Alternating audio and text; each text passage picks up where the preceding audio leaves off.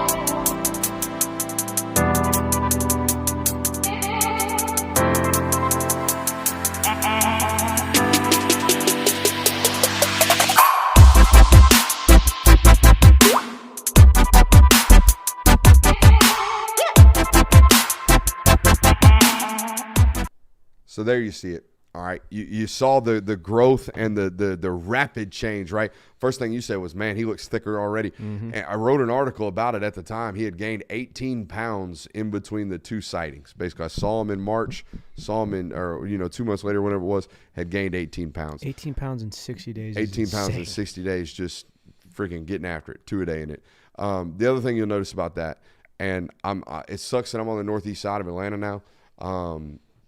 man, my job was easy back in the day. If you look in the background of that video, that's Ladd McConkey running routes. There's Jermaine Burton running routes over there. Holden Stays, the tight end in the transfer portal from Notre Dame, he's in that film. And Pierce Sperling is standing right behind Ladd McConkey in those tapes. And, oh, by the way, Malik Willis is throwing the damn ball to him. So there is so much talent available if you just work a little bit. And I like going back and looking at those, not only to see the growth in him, but just, man, like how far he's come.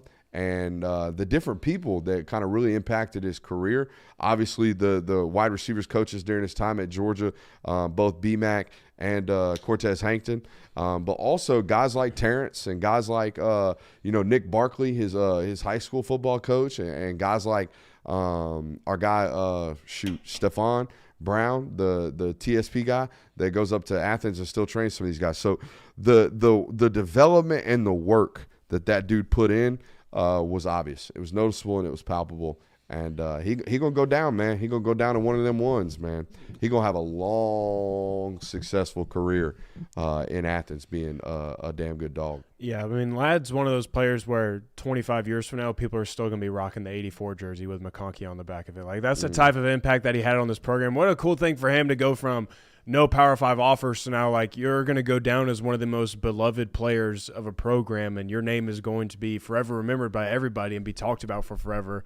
Just super cool to see the growth throughout his career and see him be able to make such a huge impact in games for Georgia as well. I think he's probably the most exciting offensive Georgia player since Todd Gurley. In that every time the ball was in his hands, you were kind of like, ooh, what's he going to do? What's like going to that. happen here? Ooh, I'm going to push back. I mean, Sony Michel and Sony Nick Michel Chubb, is dude. Sony Michel is one of yeah. those, and Nick Chubb as well. But Ladd, in the fact that you never knew how he was going to do it. All right, I'm gonna push back on the Nick Chubb. I thought Nick Chubb was good for like 20 for $180 in college. He started ripping off 75, 80-yard rippers in pro ball. I remember him for being like 12 yards in a cloud of dust. You know what I mean? And think about what I'm saying. 12 yards in a cloud of dust. And I'm talking about, like, Ladd is one of those, like, exciting Hold your players. breath. Absolutely. The testament is the last play he had of his Georgia career. It's a double pass that he turns into a 30-yard touchdown scamper. Like, that's one of the most exciting. And even, like, guys like Brock Bowers, who are arguably one of the greatest Georgia players of all time, Brock Bowers was more like a, wow, look at this guy. He's a specimen. Ladd, like, he doesn't look the part of a college football receiver. No offense to him, but super gritty. It's like, whoa, what is this guy doing? This is crazy. Coach's son. Mm-hmm.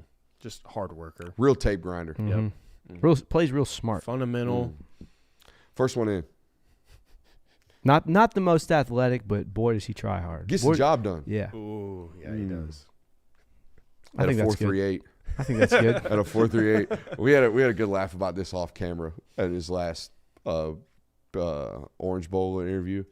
He got done and he's walking over to the next room. I said, "Ladies and gentlemen, the Julian Edelman comp of the future." And he turned around, he started laughing. I was like, "My bad, man. That's on me."